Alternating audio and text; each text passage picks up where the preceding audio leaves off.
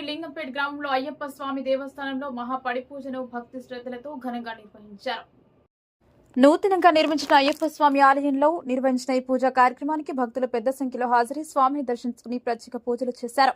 భజనలు, మంగళ వాయిద్యాల నడుమ నిర్వహించిన మహాపడి పూజ భక్తులను ఆధ్యాత్మిక పరవశంలో ముంచెత్తింది. ఆలయ ప్రాంగణం భక్తులతో కిక్కిరిసి పండుగ వాతావరణం నెలకొంది.